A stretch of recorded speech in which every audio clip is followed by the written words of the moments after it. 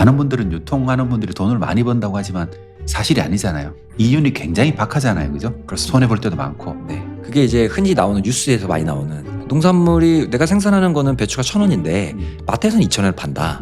그럼 그 중간 거를 유통이 다 먹는 거 아니냐? 폭리를 취하고 있다. 이걸 개선해야 된다. 그 생산자와 소비자를 연결하면 모든 게 해결된다. 이런 말들이 이제 지금까지 계속 나오고 있죠. 근데 그거는 정확하게 참 잘못된 이야기고요. 그 유통회사들 우리나라에 있어요. 공시되어 있는 기업은 많지는 않지만 저희도 공시되어 있습니다. 저희 거 보시면 됩니다. 보면은 계속 적자였다가 24년도에 2.7%예요. 영업이익이. 근데 그 회사도 채 몇 개 되지 않습니다. 많지 않습니다. 그러니까 5% 넘는 기업은 저는 한 번도 보지 못했고요.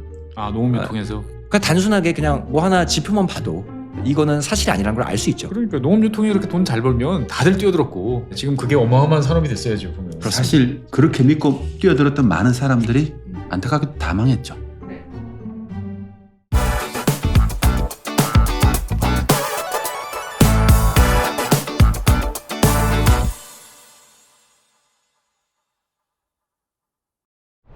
네, 안녕하세요. 농업지기 채널 찢다. 오늘은 전문가분들을 모시고 이야기 나누는 농담 시간입니다.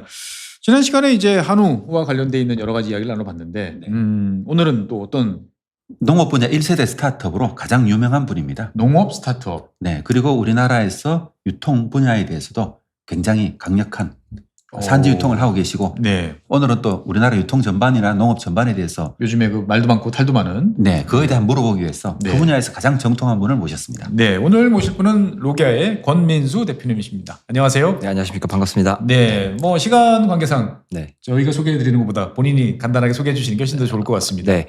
저는 이제 방금 말씀하신 로갸라는 회사와 이제 파메어라고 하는 두 회사를 경영하고 있고요. 로갸라는 회사는 사실 AI 기반으로 농산물 중에 우리가 보통은 이제 특정 작물만 하는데 저희가 원예산물, 채소, 과일, 화해를 전 품목을 유통하는 국내 유일한 기업이고, 그다음에 이제 파메어는 AI를 활용해서 지금 가장 문제가 되는 농산물의 가격을 미래를 최장기 1년까지 예측을 해서 그것들을 이제 사스 형태로 기업들에게 이제 제공하기도 하고, 저희가 내부 정보를 통해서 농가들하고 어떻게 하면 더 이제 소비자는 싸게 사고 농가는 돈을 많이 벌 수 있는 이런 양립하기 어려운 두 가지 그 목표를 기존에 위해서 저희가 이제 모셨던 이 농업 네. 분야하고는 좀 많이 다른 것 같은데요. 네. 뭔가 다르죠, 느낌이. 네, 뭔가 많이 다른 것 같은데. 네네. 농업 분야에서 스타트업 하려면은 네. 사실 이 정도는 돼야 된다. 뭐 미니멈까지는 아니고 제가 봤을 때 맥시멈인데 네. 가장 이 분야에 대해서 어떻게 보면 경험이 가장 많고 또 우리가 또 인연이 있잖아요. 네, 그렇습니다. 인연이 있고 제가 제1회 농식품 창업 대회 네. 그걸 주관하는 담당자였거든요. 그 대회에서 우승하신 분이고 발탁을 하셨군요, 보면. 제가 발탁한 건 아닌데 제가 양념은 조금 쳤다고 이렇게 봤었죠. 어떻든 이제 과거부터 현재까지 먼저 이제 시청자분들 잘 모르신 분도 계실 테니까 한번 로기아에 대해서 한번 이야기를 해주시면 좋을 것 같아요. 네. 로갸라는 회사는 사실 감자라는 단위 품목에서 시작했습니다. 감자요? 예. 감자라는 품목을 선택한 거는 제가 뭔가 주식으로서 먹는 것은 아니지만 네. 그다음에 또 유행을 타지 않는 보편적이지만 어쨌든 많이 먹는 서류로서 유행을 타지 않는 예. 그런 품목이었고, 또 강원도 하면은 또 감자였고요. 그렇죠. 네. 그래서 저희가 이제 강원도에서 출발을 했거든요. 지금도 강원도에 본사가 있고요. 그래서 이제 감자라는 품목을 선택했는데, 사실은 국내 감자에 대해서 사실 종자에서부터 네. 종서라고 하죠. 종서에서부터 판매까지를 다 이제 전 밸류체인을 다 저희가 담당을 했었고, 그리고 그걸 통해서 저희가 B2C보다는 네. 기업 간 거래. 그래서 너무 잘 아시는 이제 칩용 감자로 이제 제가 회사를 시작했고요. 그 이후에는 이제 뭐 다양한 회사들, 뭐 잘 아시는 식자재의 큰 기업이라든지 소매점, 그런 회사들에 다 이제 물건을 공급하다가 이제 그때 이제 저희가 그때까지 투자라는 걸 몰랐습니다. 투자보다 몰랐고, 투자 시장이라는 데가 있구나라는 걸 알게 된 게 네. 이제 방금 이제 소장님께서 말씀하신 그 농식품 창업 콘테스트, 지금도 이제 하고 있습니다. 1회라는 대회에 우연히 나가게 됐고요. 그게 몇 년입니까? 그게 2016년이었죠. 네네네. 2016년. 지금 꽤 오래됐죠. 8년 됐죠. 지금 네. 8회차네요. 네, 그래서 매년 이제 1등을 하고 있고요. 그 당시에는 이제 대통령상을 줬습니다. 상금도 꽤 많이 줬고요. 지금도 아마 주는지 모르겠는데 꽤 많이 주는 걸로 알고 있습니다. 네. 노력 많이 하셨겠는데요? 네네. 저는 굉장히 이제 연이 깊죠. 네네. 마치 내 회사 같은 느낌도 많이 들고 네. 그렇습니다. 네. 그때 1회 대회 때 훌륭한 팀들이 많이 나왔잖아요. 네. 네, 역시 이제 누가 주관하느냐가 굉장히 중요해요. 네. 거기 있던 분들 가끔 뵌 분은 계시는데 네. 뭐 안동에서 굉장히 큰 이제 그 농산물, 국산 농산물 활용한 카페 되게 유명한 걸 하신 분도 계시고. 아, 맞아. 운동 네네. 잘하시는 분. 네네네. 특수부대 출신. 네, 방송에도 나왔잖아요. 네, 넷플릭스에도. 맞아요. 네. 네네. 많이 그 이후에 들으셨죠. 이제 그러면 투자나 이런 것도 많이 받으셨나요? 그때 나가서 네. 첫 투자를 이제 그 이후에 그걸 이제 종료하고 1등 한 다음에 첫 투자를 이제 처음으로 받았고요. 네. 그 이후 그 다음 해부터 매년 투자를 2016년부터 2017년이죠. 그러니까 네네. 2017년 첫 투자를 받기 시작해서 저희가 마지막 투자가 2022년까지 2년까지. 매년 투자를 받았고요.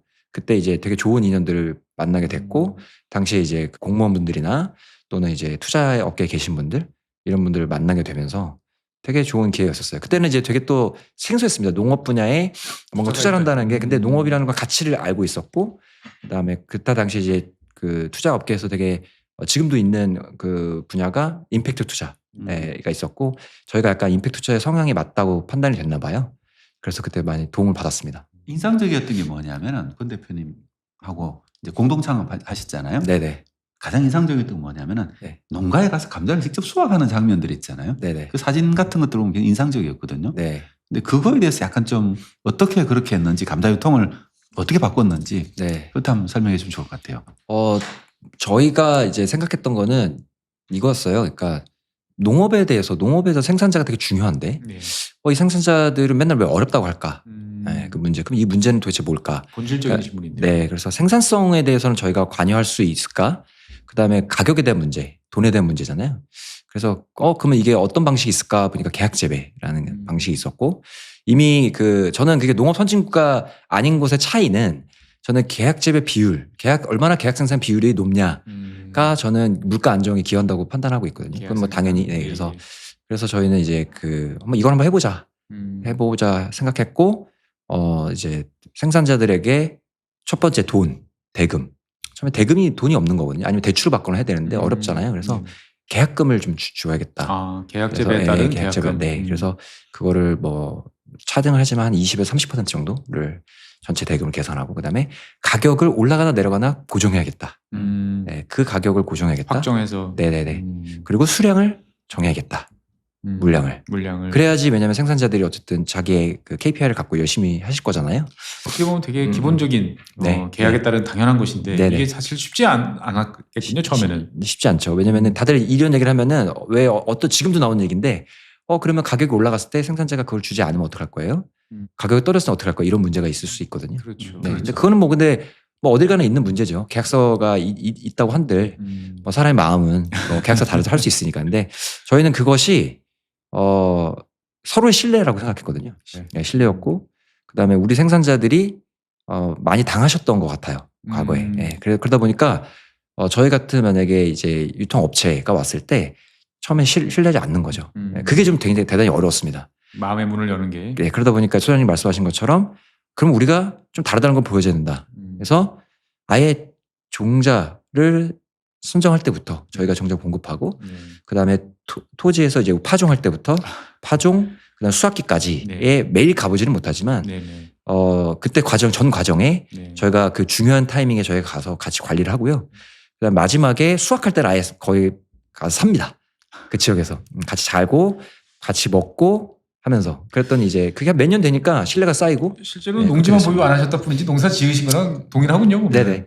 그래서 사실 계약 생산이란 것도 농업으로 아마 그 규정하고 있는 것으로 알고는 있습니다.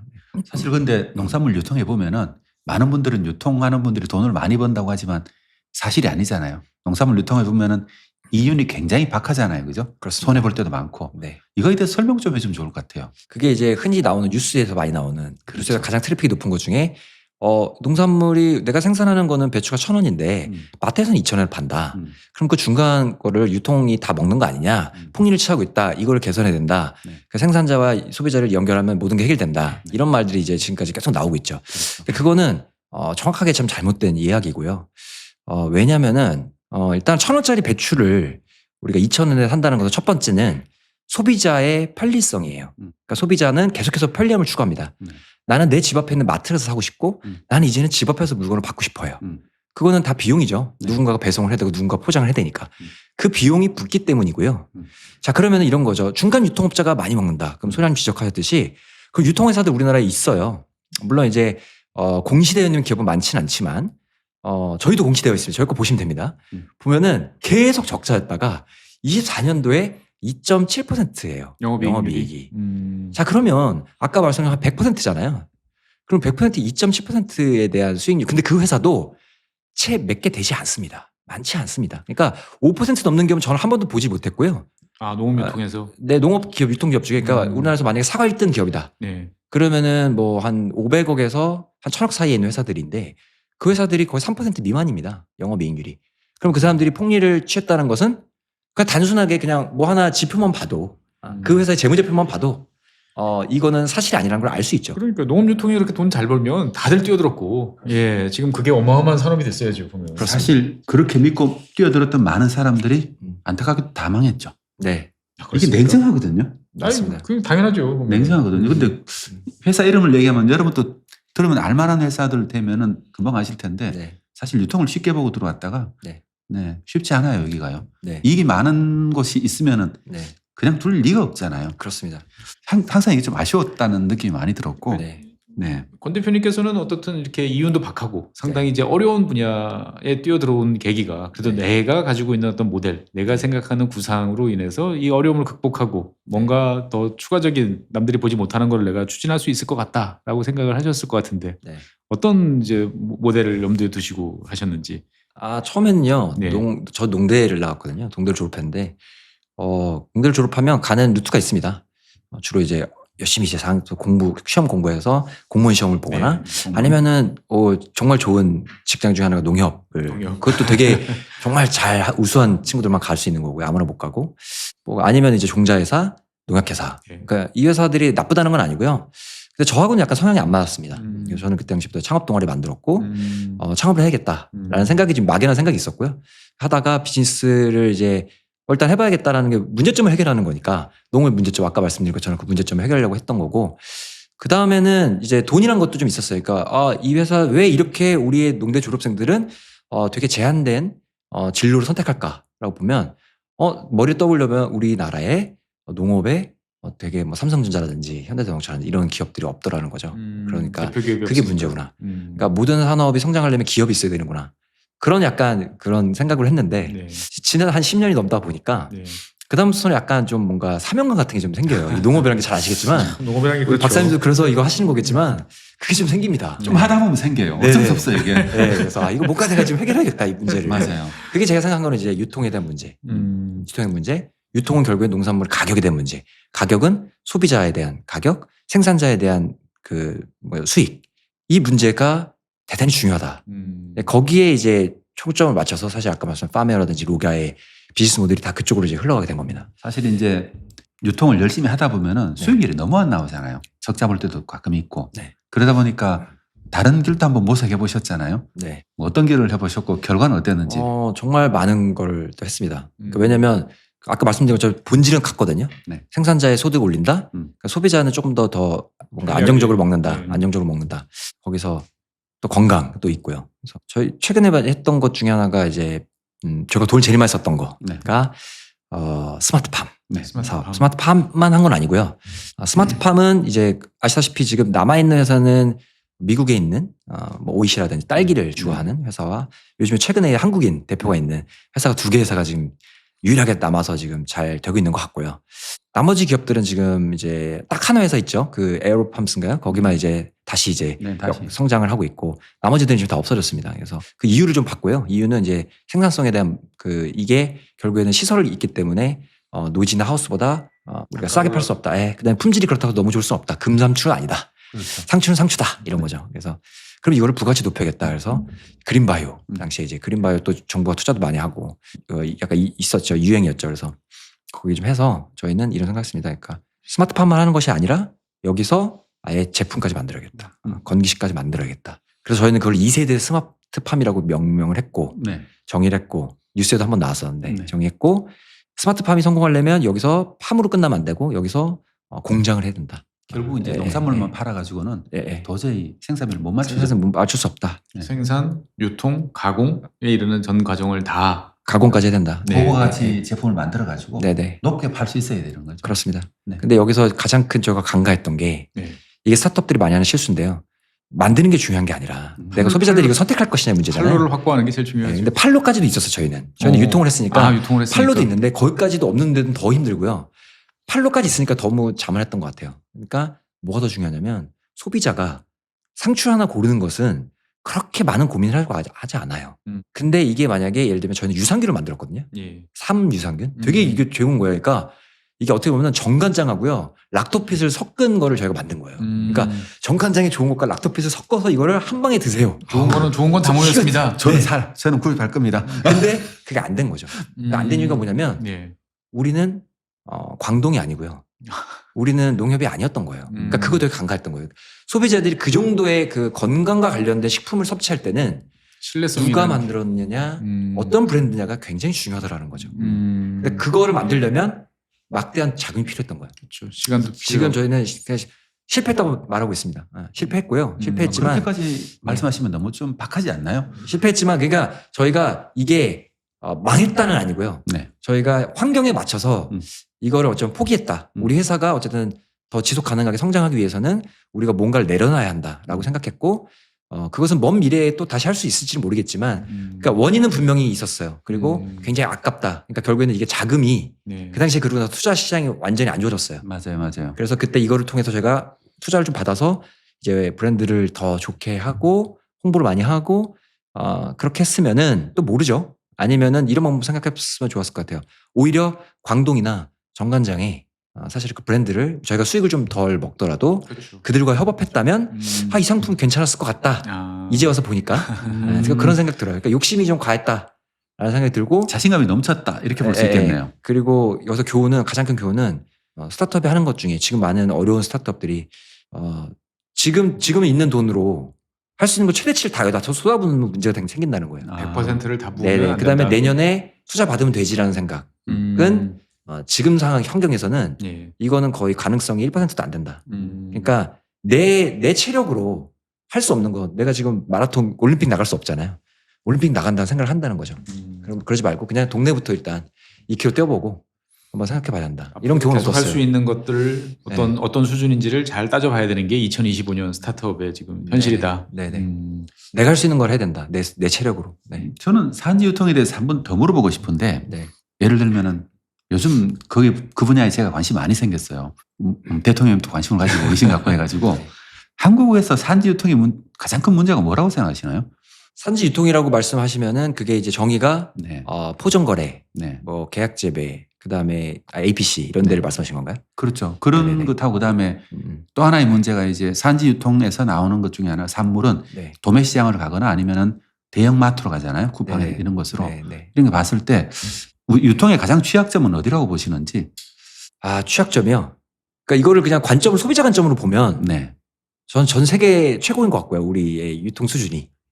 소비자 관점에서 보면. 왜냐면은 너무나도 많은 것들을 우리가 고를 수 있고 너무나도 편리하게 오늘 주문하면 내일 아침에 도착해 있고 이런 나라는 전 세계 없고 그래서 그 리테일 쪽은 저는 세계적인 수준이라고 보고 있고요. 그래서 리테일이 국내에서 모으는 것이 아니라 진짜 뭐 컬리나 쿠팡이나 이런 기업들이 막 전 세계 가서도 저는 절대 월마트나 이런 데서 아마존 밀리지 않을 거다 이렇게 보고 있고요. 이걸 만약에 생산자 관점으로 보면은 조금 안타까움이 많죠. 일단 안타까운 점은 생산자들은 이게 스마트팜이 아니잖아요. 그러니까 인위적인 공간이 아니잖아요. 그러니까 자연환경에 영향을 받는데 그 자연환경은 본인의 탓이 아니잖아요. 거기에 대해서 약간 좀 피해를 보고 있다라고 생각을 해요. 왜 그러냐면은 생산성이 저희는 이제 직접적으로 하고 있으니까 매년 연간 감자만 해도 저희가 많이 할 땐 6,000톤, 적게 할 때도 한 4,000톤을 하고 계약 생산을 하고 있으니까 매년 같은 지역의 생산성을 보이는데 한 4년 전부터 조금씩 줄어들면서 계속 안 좋아지고 있다. 높아지는 게 아니고 낮아지고 계속 안 좋아지고 있다라는 거고 그 안 좋아진다는 거는 소득이 줄어들고 있다는 거죠. 그런 관점에서 문제가 있다는 건 그게 결국에는 수요는 있는데 공급이 부족하니까 당연히 가격은 올라가는 현상인 거죠. 그러면 이거를 대책을 뭘 세우고 있냐? 수입을 한다. 이거를 관점을 이제 소비자 관점인 거죠. 그렇게 보면 생산자에서는 굉장히 큰 문제가 생기는 거죠. 가뜩이나 지금 돈을 못 벌고 있는데 수입을 해서 이거를 하게 되면은 좀 큰 문제가 생길 수 있죠. 그럼 그 문제를 어떻게 극복해야 될까요? 보면 해결하는 방법은요. 땅을 더 넓히는 방법. 예. 단척질을 해갖고 소금을 다 걷어내고 하는 방법이거나 품종을 바꾸거나 산지를 바꾸거나 예. 이 쉽지 않잖아요. 쉽지 않죠. 농가 입장에서 정말 어려운 문제고 포트폴리오를 잘 짜야죠. 그래서 이게 중요해요. 방법은 이거예요. 제한된 면적에서 과잉을 막을 수 있는 방법을 찾아야 돼요. 그게 저희가 사실 파미널을 설립한 이유이기도 해요. 사실은 농업에서의 가장 그 큰 문제점은 널뛰기지 않습니까? 작년에는 잘 됐는데 올해는 또 홍수출하로 또 그냥 다 쓸려가고. 예. 그 얘기를 본격적으로 하기 전에 파멸한 회사를 몇 번 말씀하셨잖아요. 파멸 어떤 회사인지 좀 소개시켜 주면 좋을 것 같아요. 파멸은 우리 대한민국의 대표적인 품목 22개. 감자, 양파, 고구마 등 마늘 뭐 이런 제일 거래량이 많은 거래 금액도 높고 그 22개 품목을 마치 이제 우리 코스피나 코스닥처럼 그렇게 저희가 국내 최초로 지수를 만들었고요. 그걸 카피 지수로 합니다. 그래서 지금 저희 파트너사의 한국경제신문과 이제 거기에 이제 매주에 이제 그게 기사로 나가고 있고 그다음에 그 지수가 마치 코스피, 코스닥 다음에 이제 카피 지수가 나갑니다. 그게 뭐냐면은 농산물의 가격 지수란 거예요. 그러니까 저희가 생각했을 때는 아까 말씀드린 것처럼 농산물은 명확한 표준 가격이 명료하게 없다. 물론 도매 시장이라는 데가 있지만 그 또한 이제 조금 이제 왔다 갔다 하고 그다음에 이제 정부가 이제 운영하는 AT에서 요즘에는 이제 나오긴 하는데 평균 가격이라는 게 있습니다. 카미스에서 평균 가격이라는 거 있는데 그 가격보다는 저희가 조금 더 다른 이제 방식을 통해서 저희가 이 농산물을 지금 이제 산지에서 감자가 지금 저희 이제 매일매일 업데이트 되고 있는데 1,400원이다. 그러면은 실제 이 가격으로 내가 산지에서 살 수 있어야 될 그 가격이라고 보는 거죠. 저는 표준 가격. 그러면 이제 거기에 봤을 때 굉장히 일정하다. 그걸 이제 저희가 맞춰서 계속 이제 공식들을 바꿔가면서 가장 적합한 걸 만든 거고요. 그게 이제 첫 번째고 두 번째는 이거를 갖고 예측을 하는 겁니다. 표준을 통해 예측을 해서 저희가 어떻게 하면 더 이 품목을 계약 생산을 비중을 높일 것인가 시장에서 구매하는 걸 비중을 높일 것인가 이렇게 지금 판단을 하고 있는 거죠. 마치 이거를 증권시장과 똑같이 보고 있습니다. 그래서 앞서 우리 잠깐 그 방송 전에 말씀 나누는 선물시장 말씀하셨는데 저희가 추구하는 것은 결국에는 아까 어떻게 해결할 수 있냐라고 했을 때 생산성이 적게 나오면 농가들이 좀 돈을 더 벌면 돼요. 그러면 이거는 뭐냐면 소비자들이 그걸 인정하면 돼요. 아니면 다른 사람들이 농업도 매력적인 시장이라고 생각해서 투자를 하면 됩니다. 그러면 농업은 어쨌든 제한된 면적이고 생산성이 안 좋지만 거기서 더 많은 가치를 받으면 생산자들은 더 좋은 생산자들이 몰리게 되죠. 그러니까 결국에는 이 자본주의 논리는 똑같습니다. 그러니까 돈이 몰리는 곳에 우수한 인재가 몰리고 우수한 인재가 있는 곳에 좋은 아이템이 생기는 거죠. 이게 세계가 되면 사람이 성장하는 거죠. 근데 우리는 돈을 너무 관주도니까 아무래도 되게 중요한 사람이니까 돈을 이제 정부가 이제 계속 주다 보니까 약간 그 다음 카테고리들이 지금 연결이 안 되는 거죠. 그러니까 민간이 주도하는 민간이 투자하는 시장이 농업이 돼야 된다라는 게 이제 되게 중요한 저는 시사점이라고 생각합니다. 사실 어렵죠 그게. 당장 농가들이 영세하고 소득이 작다 보니까 이걸 당장 어떻게 소득을 보전해 주느냐 하는 게 어떻게 보면은 정치를 하거나 아니면 정책을 만드시는 분들의 1차적인 관심이다 보니까 어떤 단계를 지나야 되는데 그죠? 어떤 어려운 단계를 지나고 어느 정도 규모화되고 어느 정도 이제 그런 시장이 만들어질 때까지 가야 되는데 그 단계까지 못 가고 항상 멈춰버리는 것 같아요. 이게 어떻게 보면 가장 근본적인 문제가 아닌가 싶은 생각이 들어가지고 최 박사님은 해결책 없으세요? 글쎄요. 뭐 어떻든 해결책은 모두가 서로가 이제 기존의 시스템을 좀 바꿔야 되는데 이게 이제 쉽지 않지 않습니까? 보면은 뭔가 이제 익숙한 농업 생산 방식에서 바꾸기도 쉽지 않고 소비자 같은 경우에도 기존의 어떤 소비 패턴을 바꿔서 뭔가에 대한 더 추가적인 뭐 이거를 지불을 하겠다라는 의사를 가지기가 쉽지 않고 유통 같은 경우에도 뭐 이제 비용을 낮출 수 있을 만큼 사실은 저는 많이 낮췄다고 이제 보여지거든요. 더 낮출 여력이 과연 있을까? 이런 생각도 좀 들고. 그러니까 아까 말씀대로 전체 시장이 커지지 않는 상태에서 이게 지금 할 수 있는 건 다 해보고 있는데 여기 딱 지금 벽에 부딪힌 게 한국 뭐 농업 유통이라고 저는 생각이 좀 듭니다. 사실 또 하나 유통에 가지고 있는 오해 중에 하나가 유통 단계가 많아가지고 가격이 비싸다는 이런 말을 하시는 분들이 많잖아요. 산지 유통인으로서 여러 가지 아이덴티티가 있으시겠지만은 산지 유통인 관점에서 그런 의견들에 대해서 어떻게 생각하세요? 요즘에 이슈가 되는 것들을 말씀드릴게요. 그러니까 두 가지인데 하나는 아까 유통 구조가 많다. 두 번째는 우리 너무 오래된 도매 시장은 이게 약간 뭔가 폭리를 취하거나 아니면은 문제가 있어서 이걸 개선해야 된다. 이건 두 가지 관점에서 지금 많이 이슈가 되고 있는 것 같습니다. 그래서 첫 번째는 유통 단계는요. 그것도 그냥 이거 불가능한 거예요. 그러니까 이게 지금 최적의 상태인 건데 이렇게 생각하시면 됩니다. 우리가 편리하기 위해서 이렇게 생각하시면 돼요. 유통구조 없애려면 제일 좋은 거는 소비자가 감자가 먹고 싶어요. 농가에 가서 한 박스를 사갖고 오면 제일 좋죠. 근데 가는데 서울에서 감자 안 나오잖아요. 비용이 발생하죠. 그 비용을 유통이 대신 내고 있다. 그리고 나는 그걸 돈으로 해결하고 있다. 굉장히 중요한 논리죠. 그럼 그 과정에서 또 누가 있냐? 생산자가 있습니다. 그리고 그거를 이제 수집하는 이제 예를 들면 유통회사들이 있죠. 네. 그 유통회사들은 그거를 선별 포장해서 공급을 합니다. 여기서 그러면 이 유통회사를 없애면은 한 단계가 없어지니까 본인들이 더 뭔가 소비자는 싸게 사고 생산자 많이 벌지 않을까 이런 단순한 논리를 하는데 그건 말이 안 되는 게 우리 유통사들은요. 그러니까 유통사를 이제 소매점으로 얘기할게요. 그러니까 소매점들은요. 사과를 예를 들면 사과를 한 번 수확해갖고 1년 동안 먹잖아요. 감자도 그렇고 양파도 그렇습니다. 그런 되게 주요한 품목들은 저장이란 걸 합니다. 그러면은 이런 뭐 예를 들면 우리 대형 누가 아는 그런 마트들이 온라인 커머스들이 자기가 직접 산지에서 사서 보관도 하고요. 그다음에 그걸 다시 포장해 갖고요. 이걸 공급하면 돼요. 그럼 그 또 비용이 발생하잖아요. 그렇죠. 그러니까 결국에는 생산자가 그걸 할 수 있나? 불가능하죠. 왜냐면 농사짓고도 생산자들이 제일 싫어하는 게요. 이거 그냥 밭재로 넘기는 걸 제일 좋아하세요. 제일 좋아하죠. 제일 좋아하세요. 귀찮지 않으니까. 근데 이거를 그러면 생산자들이 직접 소비자의 요구에 맞춰서 소비자의 요구는 엄청 높아져 있는데 800g 감자 소포장하고 이거 해갖고 공급하면 나머지 버리는 걸 왜냐면 이거는 하루면 이틀이 3일이면 다 수확해야 되는데 그럼 누군가 보관하고 선별 포장해야 되잖아요. 그러니까 이거는 지금은 줄이면 붕괴가 일어나죠. 문제 생기죠. 누가 문제 생기느냐? 소비자가 문제 생길 거고요.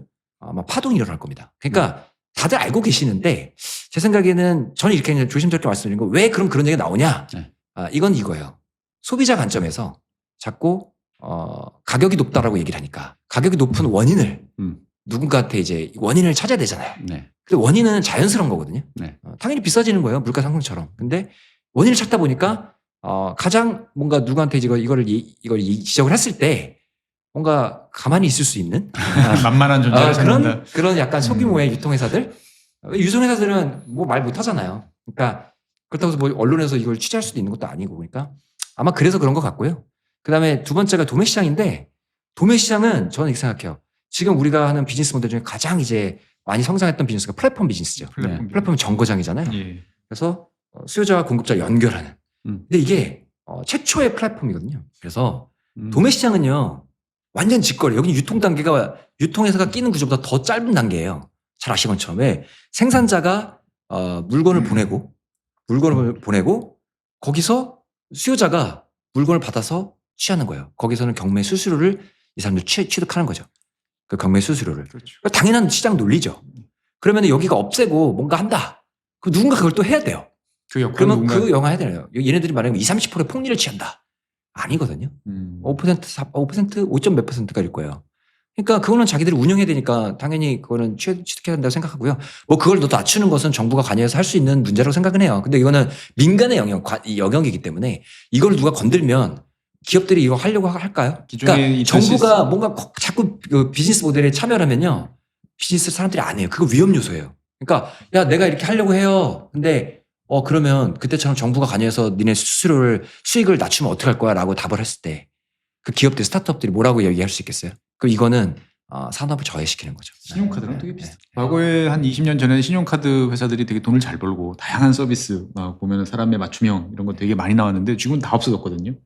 왜냐하면 이제 그 신용카드 수수료가 소상공인들한테 부담이 된다 그래가지고 이걸 엄청 낮추다 보니까 아예 서비스도 없고 뭐 차별성도 없고 오로지 이제 그 신용카드사들은 이익을 보는 게 이제 단기간 뭐 현금 서비스, 대출 오히려 이런 쪽으로 이제 바뀌면서 사실은 신용카드 산업의 어떤 역동성이 없어졌거든요. 그러니까 유통도 똑같을 것 같아요. 그러니까 소비자 물가가 높은 것이 네. 그 유통에 도매시장이 수수료를 많이 먹어서도 아니고요. 네. 유통회사가 돈을 많이 챙겨서도 절대 아니라는 거예요. 생산 규모가 작기 때문에 벌어지는 일이라고 저는 생각을 합니다. 보면. 생산 규모가 크면 비용도 내려가고 오히려 생산하는 사람들도 더 많은 수익을 올릴 수 있는데 소규모로 나눠진 상태에서 이거를 수집하고 가는 어떻게 보면 너무 당연한 이야기를 우리가 자꾸 무시하는 거 아닌가. 네. 사실 이제 그 당연한 이야기를 하는 게 굉장히 어렵죠. 우리나라에서는. 네. 그러다 보니까 이런 것 같고요. 또 하나 이제 좀 밝은 얘기를 좀 넘어볼까요? 네. 밝은 얘기인지는 잘 모르겠는데. 다른 게 있을까요? 저는 이제 제 관점에서는 로기하고 오랫동안 알아온 입장에서는 이제 하나의 또 결정적인 모멘텀이 있었잖아요. 마켓컬리가 이제 아주 크게 투자를 해가지고 또 기업의 성격이 약간 바뀌었잖아요. 네네. 거기에 얽힌 이야기 좀 들려주면 어떨까요? 네. 저희가 이제 그 컬리를 저희가 앞서 말씀드린 것처럼 감자로 시작했는데 네. 이거 한 품목으로 뭔가 규모화하기에는 좀 한계가 있겠다. 감자도 꽤 시장이 큰데도 굉장히 큰 시장이죠. 그래도 그런 한계를 느꼈어요. 그러니까 한 60만 톤 정도 매년 왔다 갔다 하지만 한 60만 톤 정도 보는데 그러면 뭐 10%면 6만 톤이잖아요. 네. 6만 톤을 생산하는 단일 기업이 없어요. 국내에 10%도 없어요. 그러면은 그나마 제일 큰 데가 이제 우리 흔히 아는 이제 칩 회사들. 그 회사들이 전체 시장에 차지하는 게 한 회사가 차지하는 게 한 5% 정도 될 겁니다. 그것도 많은 거죠. 국내산으로 봤을 때. 그러면은 그러다 보니까 이거는 좀 한계가 있어요. 왜 그러냐면요. 공급할 수 있는 그 채널들에 다양한 회사들이 있기 때문이죠. 그래서 저희는 이것을 다 품목을 확대해보자. 원래는 이거는 농업계에서는 하면 안 되는 거예요. 이거 하면 망한다 생각해요. 그러니까 단위 품목에 집중해서 여기서 경쟁력을 찾아서 더 수익성 높여서 이거를 규모화한다. 예. 이게 기본적인 논리인데 저는 그걸 해봤어요. 저희가 거의 최대 많이 했을 때는 거의 8,000톤까지 해봤어요. 그러는 그거는 일반 거의 대기업, 대형 제조기업의 수준이에요. 그 정도면. 그보다도 더 많은 양이에요. 3등 하는 회사보다. 그러니까 엄청나면 구매량이죠. 근데 그러면은 우리가 돈을 많이 벌었어야 되잖아요. 네. 근데 그게 쉽지 않은 거예요. 그래서 이거는 그 다음에 저희는 종자부터 했어요. 하물며.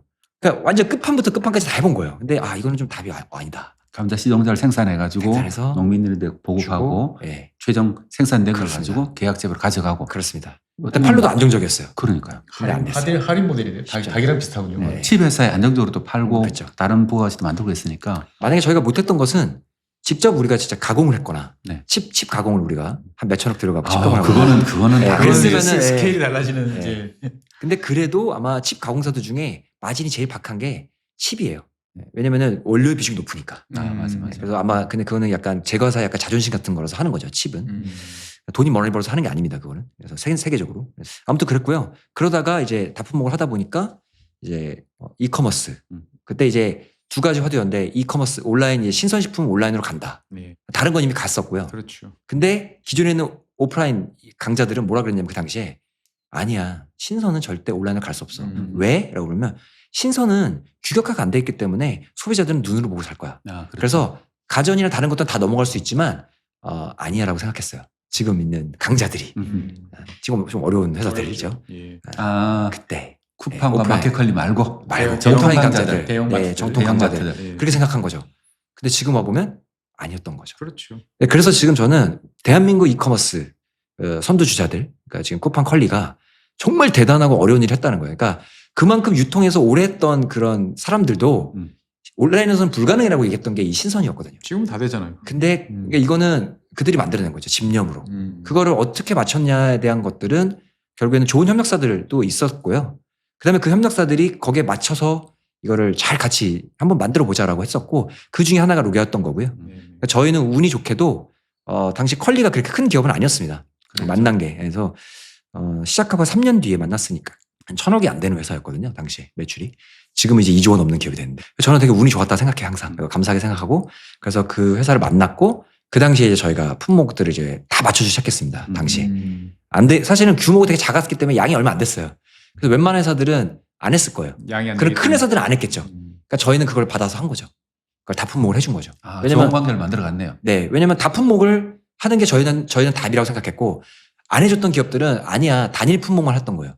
파프리카 뭐 이런 회사들은 그것만 하니까. 근데 저희는 아니라고 생각한 거죠. 그래서 다 품목을 했던 거고, 근데 컬리도 성장하고 저희도 같이 성장한 거죠. 근데 우리 그러다가 이제 잘 맞다가 이제 컬리가 당시에 이제 투자처들을 이제 찾고 있었고 제가 당시에 되게 그 컬리 대표님이 너무 지금도 은인이라고 생각하는 게 말씀드린 것처럼 그 당시에 이제 투자 시장이 되게 안 좋아졌습니다. 그래서 뭐 당시에 막 여러 군데 잘 안 됐고요. 근데 이제 그 컬리 대표님을 뵙게 돼서 투자 유치를 이제 제가 제안을 드렸고 되게 좋게 생각해 주신 것 같아요. 저희가 그래도 파트너였고 오랫동안 저희가 봐왔으니까. 그냥 단순 투자가 아니라 우리랑 오랫동안 협력사였잖아요. 그래서 그다음에 그 대표님이 그 신선에 대해서 되게 진심이세요. 농업에 대해서. 그래서 이 농업에 대한 진정성 저희가 오랫동안 했던 거 알고 있고 그래서 거기 또 투자를 해주셨고 그 발맞춰서 근데 그렇다고 해서 저희가 지금까지 오히려 막 투자사라고 해서 그 납품하는 데서 인센티브를 받은 건 다 거의 없었던 것 같아요. 오히려 좀 더 불리한 점이 많아요. 생각력을 더 끼고 봐요. 그러니까 우리 정말 정정당당하게 붙고 있는데 약간 그런 분들이 할인하는 거 없는 거 아니야? 뭐 이런 오해를 약간 받는다. 이런 것들이 좀 있어서 그런데 정말 정정당당히 하고 있고 모든 마트들에서도 그렇게 하고 있다. 그래서 다품을 확대했고 그다음부터 성장을 했고 회사가 지금도 계속 성장했고 24년도에 그 어려운 이제 내가 투자를 선택을 해야겠다. 그러니까 투자를 받기 위해서 회사가 사는 것이 아니라 투자는 나의 선택이어야 된다. 그러려면 회사가 돈이 있어야 된다. 흑자 전환을 해야 된다. 그래서 24년도에 흑자 전환하고 사업들도 이제 좀 아까 말씀드린 사업도 정리를 하고 저희가 주도했던 사업들을 이제 강하게 밀고 나가고 그래서 25년도 역시 마찬가지로 흑자고요. 그다음에 지금 현재 그 상반기로 봤을 때도 한 30% 더 성장을 했고 그래서 매년 성장을 하면서 이제 이익도 나는 그런 기업을 만들었다. 현재 그렇게 가고 있다. 매우 척박한 환경에서 유통으로. 어떻든 보면 참 하나하나가 참 기적 같은 일들을 연달아 성취를 하면서 여기까지 오셨다라는 생각이 드는데 이런 이제 트렌드에서 이제 보면은 미래를 또 한번 이야기를 해봐야 될 것 같은데 이제 앞으로는 그러면 무엇을 더 하실 생각이신지 그다음에 이제 뭐 전체적으로 이제 농산물 유통이라는 쪽에서 봤을 때 어떤 미래 가치는 어디에서 우리가 찾아야 될 것인지 한번 좀 말씀해 주시면 좋을 것 같습니다. 저희가 지금 이제 저희가 제일 잘하는 건 무엇일까? 저희가 가장 오래 했던 건 뭘까? 우리 팀들이 가장 누구하고 붙었을 때 우리나라 대기업에 있는 그 직군에 있는 분들과 경쟁을 했을 때도 우리 2순위가 뭘까라고 했을 때 저는 이제 농산물, 유통, 구매 이쪽에서는 또 로가가 그래도 오랫동안 했고 그들에게도 공급하는 경쟁력 갖고 있다. 거기서 이제 더 이제 사이즈를 키워야겠다는 생각 갖고 있고요. 스케일업 해야겠다라고 했고 그러면은 거기에 뭐가 필요하냐? 말씀드린 것처럼 단순해서는 답이 안 나온다. 그러니까 대규모의 이제 우리가 시간은 걸렸지만 회사가 어쨌든 저희가 스타트업이라고 생각하는 거는 결국엔 폭발적인 성장, 그다음에 어떤 그 구조적인 자본을 유치해서 결국에 회사를 성장시킨다 이런 거는 계속 지금 잃지 않고 가고 있거든요. 그래서 그 관점에서 봤을 때 저희는 AI가 너무 요즘에는 너무 많이들 얘기를 해서 유행인 것 같아서 하는데 저희는 사실은요 거의 1세대일 거예요. 왜냐면은 2017년에 그 알파고 이세돌 알파고의 그 대국 제가 바둑을 좋아하는데 그 대국을 보고 바둑을 친 거 제가 너무 절망을 했고 체스는 이길 수 있지 바둑이었다. 그래서 그 다음에 만든 게 가능하다. 예측 가능하다. 그래서 이제 그 당시에 이제 로보드바이저 증권 그 다음에 이제 우리 그 농산물 예측도 증권하고 비슷하다. 선물이니까. 그래서 만든 게 파메거든요. 2017년에. 그래서 저희는 AI를 굉장히 많이 연구하고 했다는 거예요. 그리고 가격에 대한 예측은 감히 말씀드린 건데 국내에서는 저는 이제 탑이라고 생각하고 예측 수준은 예측 돈은 율로 말씀드릴 수 있는데 주요 5개 품목에서 3년간 평균 예측률이 90%를 넘는 게 5개 품목이나 있어요. 22개 중에. 그러니까 거의 맞췄다고 보는 거죠. 3년 평균이니까. 작두 타셨다. 네네네. 그렇게 보고 있고. 근데 물론 이제 이거를 매년 이제 과연 장기적으로 맞출 수 있냐가 되게 중요하기 때문에 저희는 그걸 이제 계속 보고 있는 거고. 그 다음에 국내 최초로 어쩌면 세계 최초기도 한데 우리 그 데이터를 누군가한테 팔았을 때 그 가격이 제일 비싼 데가 우리 금융권의 그 블룸버그거든요. 블룸버그가 제일 비싸요, 현재. 근데 저희가 그 가격에 실제로 이거 우리 농업 데이터를 국산 농업 데이터를 판 유일한 기업이에요. 유일한 기업이기 때문에 결국에는 그것을 저희가 데이터를 팔아서 돈을 벌겠다는 게 아니라 그 예측을 한 모델과 저희가 했던 계약 재배 모델. 그러면 이제 미국의 선물 시장인 거죠. 그것을 활용해서 저희는 소비자가 물가 안정. 그러니까 정부가 내서 정부의 큰 아젠다는 물가 안정과 소비자의 농가 소득. 이게 두 가지는 양립할 수가 없는 가치인데. 그렇죠. 이걸 맞출 수 있는 거는 저는 계약 생산과 데이터에 기반한 예측에 기반한 계약 생산이 되면 이 두 가지를 만들 수 있다고 저는 경험을 했기 때문에 제가 가능하다고 생각하거든요. 그거를 저희가 이제 만드는 게 저희의 꼴이고 이걸 약간 조금 더 봤을 때 얘네가 좀 너무 좀 미래의 큰 시장에 대한 거고 저희 차근차근 갈 거고 소비자한테 이제 아까 말씀드린 유통의 문제가 소비자가 결국에는 저렴하게 살 수 있는 방법 없을 거잖아요. 그렇죠. 그 문제가 정부가 항상 얘기하는 거니까. 그래서 그게 바로 저희가 직접 오프라인 매장을 냈습니다. 오프라인 매장까지? 직접. 그거 처음 들어보는 얘기가. 오프라인 매장을 냈고요. 1호점을 냈고요. 그래서 낸 이유는 거기에 물가 안정, 그 동네 물가 안정 시작하자. 그 작은 동네. 그럼 이게 어떤 샵이 샵으로 들어가는 거 아닙니다. 저희가 잠실이라는 동네에 그 작은 매장을 하나 냈어요. 소규모의 매장. 거기에는 원예산물을 다 팝니다. 꽃도 있고 과일, 채소꽃 이렇게 판매하는 매장을 냈고 거기서는 이제 품질의 가격을 맞춘 건 아니고 저희가 구조적으로 저희가 이제 판매를 하는 거니까 오프라인 매장. 저희가 근데 이커머스를 안 한 이유는 우리 저도 주주님도 또 이커머스를 하고 계시는데 굳이 우리가 할 이유가 있나. 그리고 이커머스는 저희가 한번 해본 적이 있는데 이거는 굉장히 막대한 자금이 들어가는 싸움입니다. 마케팅을 해야 되니까. 자금의 싸움이죠. 네, 그래서 되게 쉬운 비즈니스가 아니다. 근데 근데 오프라인도 근데 해보니까 쉽지 않다. 세상에 그래서 쉬운 건 없다. 근데 비교적 쉬운 건 뭐냐? 할 수 있는 건 뭐냐? 자본이 조금 적게 투입되는 게 뭐냐? 그 오프라인 매장이고. 해서 이제 지금 열심히 매일 아침에는 퇴근할 때 항상 매장을 들어서 이 보고 이런 그 거의 반복된 옛날에는 산지를 갔다면 네. 지금은 이제는 거의 퇴근마다 이제 매장을 가서 이제 그것을 살펴보고 고객들의 그 VOC 같은 것도 보고 그다음에 제가 주말에는 고객들 맞이하면서 네. 그것도 듣고 이런 삶을 살고 있습니다 요즘에. 결국은 이제 리테일은 세계 최강이라고 이제 생각을 하시고 네네. 그다음에 거기에 들어가는 여러 가지 유통 기반이나 이런 것들 같은 건 잘 갖춰져 있고 그러면 결국 생산자 쪽에서 좀 분발을 더 해줘야 되는 사항들이 이제 여러 가지 있을 거라고 아마 보실 것 같은데 예, 어떤 것들이 좀 있을까요? 보면은 생산자들께서 여기서 뭘 더 해달라라고 하기가 좀 죄송스럽긴 해요. 왜냐면은 상황이 원체 좋지 않기 때문에 왜냐면은 일단 연세가 거의 초초 고령 사회에 진입한 분들한테 대부분 다 70대가 넘었죠. 네네. 저희 부모님이 이제 53년생이신데 저희 부모님한테 뭘 해주세요라고 하는 거 정말 좀 민망한 일이잖아요. 이제 좀 쉬셔야 될 때인데. 그러니까 이분들 평생을 저렇게 하셨는데 뭘 해달라는 게 사실 어렵다는 건데 그래서 저는 오히려 과감하게 네. 좀 세대 교체가 일어나야 된다라고 생각해요. 그러니까 저는 이제 가장 저희 그 계약직 농가들이 12년째 저희랑 하는 농가들이 많이 있거든요. 네네. 처음부터 끝까지. 그러니까 저희가 그만큼 신뢰를 줬겠죠. 첫 번째 그 신뢰에 대해서 생산자들이 일단은 믿을 수 있는 유통이 다가가야 된다. 첫 번째 첫 번째 소비자가 변하면 유통이 변하면 생산자는 변하게 돼 있다라는 거고요. 그다음에 생산 관점에서 변해야 될 것은 과감하게 이거를 만약에 지금 이제 되게 소규모가 안 돼 있거든요. 근데 그게 자신의 전부이기 때문에 그걸 내려놓을 수가 없는 거예요.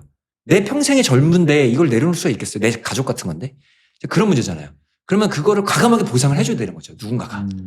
누군가가 보상을 해줘야 되는 거예요. 해주고 그거를 누구한테 줘야 되냐? 여기에 참여 이걸 규모화시킨 다음에 예를 들면은 200평짜리 농가에 한 100명이 계시면 2만 평 이분들 이거 충분한 보상을 해줘야 돼요. 그거를 한 번에 누군가 모아줘서 그거를 우리가 이걸 아무나 시키면 안 되고 정말 이제 그 지역에서 실적을 갖고 있거나 아니면은 지역에서 아니면은 이 규모를 갖고 유통회사거나 아니면 이런 그러니까 기업 비즈니스 관점에서 그걸 관점을 보고 그 생산을 할 수 있게 참여해 주게 시켜준다면 뭐 입찰 방식이든 이렇게 해서 그러면은 제 생각에는 뛰어들 회사들이 많이 있을 거고요. 거기에는 유통 능력도 좀 있어야 되고 이제 그런 것들을 봐야 돼요. 그러니까 지금 이렇게 생각해야 되게 돼요. 생산자가 과연 기준? 이거는 지금 중요하지 않다라는 거예요. 누가 더 이거를 안정적으로 더 많이 생산할 수 있을까? 그다음에 더 건강하게 안정적으로 생산할 수 있을까? 그러니까 친환경은 안정, 건강이고 그렇죠? 그다음에 이 일반적인 생산은 효율이잖아요. 그거를 누가 더 해줄 수 있을까? 초점을 맞춰서 그게 누구든지 잘할 수 있는 평가를 해서 이쪽으로 끌어들여야 돼요. 안 그러면 도태될 수밖에 없어요. 결국은 네. 어떻든 생산 규모의 확대가 이제 여러 가지로 모든 규모화해야 문제 된다. 결국 저희가 이 코너에서 여러 번 이야기했던 각각의 포인트들이 유통에서 보셔도 생산자 관점에서 보셔도 근데 다 분석해져 있다. 제가 얘기할 때는 여러분들이 아마 별로 설득력이 없다고 이렇게 들었을 것 같은데 권 대표님 얘기하니까 그렇죠. 확 와닿는 것 같은 느낌이 들어가지고 네. 제가 존심이 조금 상하는데 시간이 많이 지났는데 어떻든 농업 스타트업이라는 상당히 독특한 업을 그래도 지금 거의 10년 네. 이렇게 영위를 하고 계신데 후배들이 만약에 이제 농업 스타트업 참여를 하겠다. 라고 이제 또 생각하시는 분들이 또 계실 것 같은데, 한번 조언을 해주신다면 어떤 것들이 있을까요? 이런 것들에 대해서는 신경을 좀 썼으면 좋겠다? 농업이 미래 산업이다. 이렇게 생각하시나요? 그거는 제 생각도 중요하지만 저는 무조건 100%라고 보고요. 확신을 하고 있고요. 그다음에 저뿐만 아니라 많은 사람들이 그렇게 얘기하고 있는데, 그 이유는 명확하다. 왜냐? 그래서 우리가 뭔가 비즈니스 할 때 가장 중요한 시장 규모고, 그다음에 이 시장이 지속 가능한가, 그다음에 경쟁이 치열하지 않은가. 이런 부분들이 있잖아요. 그러니까 시장이 크고 문제가 많은가. 그럼 이거는 농업의 단점으로 보여지고 있어요. 그거를 반대로 생각하면 극복만 하면 그거 엄청난 시장인 거고 엄청난 기회인 거고 지속 가능은 무조건 되는 그렇죠. 거고. 그러면은 아까 말씀드린 것처럼 돈이 있는 곳에 우수한 인재가 있는 곳에 아이템이 있는다. 그러면 저가 원하는 거는 우수한 인재들. 그러니까 내가 가장 똑똑하다고 생각하는 사람들이 여기 들어오면 지금 우리가 각광받고 있는 산업, 뭐 AI나 뭐 그다음에 자동차 뭐 여러 가지 산업도 있지 않습니까? 서비스부터 많이 하시고 그다음에 특정 직종들, 의사나 변호사나 뭐 이런 것들 좋지만 그걸 하는 이유는 명예도 있고 권력도 있고 뭐 돈도 있다라고 생각해요. 뭐 다른 욕구도 행복감도 있겠지만 그 모든 것을 다 그 네 가지를 만약 욕구가 있다면 얻을 수 있는 거는 제 생각에는 농업밖에 없다고 생각해요. 네, 왜냐하면 농업은 행복까지 줄 수 있어요. 행복감. 왜냐면은 이거를 누군가한테 먹을 거를 소비자한테 주고 그다음에 생산자한테 도움을 줄 수 있고 뭐 예를 들면 내가 생산을 직접 한다고 하면은 그다음에 가장 인간이 왔던 토양 자연과 함께하는 삶이잖아요. 자연과 함께 삶을 하면서 내가 엄청난 부를 뭔가 얻을 수도 있고 너무 좋지 않습니까? 또 자기가 생산한 농산물이 아니면 자기가 유통한 농산물이 소비자들인데 가서 전달돼서 맛있게 먹는 거 보면 또 그것도 굉장히 행복이잖아요. 그리고요. 네. 삼성전자나 현대자동차, 하물며 지금 글로벌 테슬라나 그다음에 뭐 여러 가지 기업들이 계속 피벗을 하죠. 그 왜 그러냐면은 지속 가능하지 않기 때문에 계속 바꿔야 되는 거예요. 지금까지 산업을 보면 삼성전자가 지금 온 길을 보면 계속 바꿔서 왔죠. 그렇죠. 그 바꾸는 데는 뭐가 들어가면 비용과 노력이 들어가죠. 근데 유일하게 농업은 그게 필요 없어요. 감자는요. 계속 감자인 거예요. 그러니까 이거 얼마나 좋은 산업이에요. 그러니까 남들은 돈을 써갖고 계속 바꿔야 되는데 우리는 감자를 어떻게 하면 더 맛있게 더 전달해서 할까라는 거잖아요. 그러니까 지속 가능하면 고민하는 게 우리는 필요가 없어. 왜냐하면 우리가 인류가 제 생각에는 뭔가 인류가 멸망할 때까지 먹어야 되니까. 우리는 감자를 먹을 것이다라는 거죠. 왜냐하면 마션 가서도 우주에서도 감자를 막 키우잖아요. 중요한 거거든요. 해오던 것을 잘하기만 하면 잘할 거예요. 아무리 자동차를 네. 많이 팔아도 네. 결국 행복은 먹으면서 나오는 거죠. 그렇습니다. 미식에서 나오는 거죠. 그렇죠. 자동차는 끝판이 있잖아요. 근데 미식은 끝이 없지 않습니까? 네. 네. 그렇기 때문에 저는 농업은 가장 미래에서 가장 중요한 산업이다라고 생각합니다. 네, 오늘 어떻게 보면 요즘에 한창 또 항상 이슈죠. 농업 유통과 관련돼서 이야기를 또 나눠봤습니다. 어떻게 보면은 이제 여러 가지 뻔한 관점이라기보다는 진짜로 본인이 직접 해오시면서 기업 스타트업에서부터 시작을 해가지고 그래도 규모를 키우고 여러 가지 많은 것들을 해오신 분 입에서 농업이 결국 미래 아니겠는가? 농업의 미래는 밝다라는 이야기를 들으면서 또 한편으로는 희망을 또 하지만 또 그 속에 있는 여러 가지 말 속에서 느껴지는 또 극복해야 될 문제들이 있다라는 것도 좀 느꼈습니다. 하지만 저는 이제 권 대표님 말씀 들으면서 그 많은 문제 자체 하나하나가 다 비즈니스 기회다라는 게 정말 천상 기업가시다 라는 생각도 들었습니다. 여러분께서도 어떻게 보면 농업 유통이라는 거에 대해서 관심을 기울이시면 되게 다양한 모습들이 보여지고 거기에 있는 플레이어들의 입장들도 한번 이해해 볼 수 있지 않을까라는 생각이 듭니다. 어떻게 보면 우리한테 지금 필요한 것은 그냥 편견 그리고 너무 단순화 여기서 벗어나는 것이 아닐까라는 생각이 듭니다. 네, 오늘 농담 시간에는 농업 유통 스타트업에서 시작해서 지금 규모를 성공적으로 키워나가고 계시는 로게의 권민수 대표님 모셔서 이야기 나눴습니다. 참 남성님은 어떻게 이런 분들을 이렇게 많이 알고 계신지 그냥 아는 정도는 권 대표하고 저하고 친해요. 네. 제가 굉장히 존경하는 네. 소장님이십니다. 죄송합니다. 또 네. 이렇게 또 굉장히 존경합니다. 네. 그래서 이번 시간에는 오늘 여기까지 하고요. 다음 시간에 또 남 소장님의 또 이 넓은 또 이 네트워크를 통해 가지고 농업 분야 새로운 분야를 모셔서 이야기를 들어보도록 하겠습니다. 지금까지 수고해 주신 권민수 대표님 감사드리고요. 시청해 주신 여러분께서도 감사합니다. 다음 시간에 새로운 주제로 여러분들 찾아뵙겠습니다. 고맙습니다. 네, 감사합니다.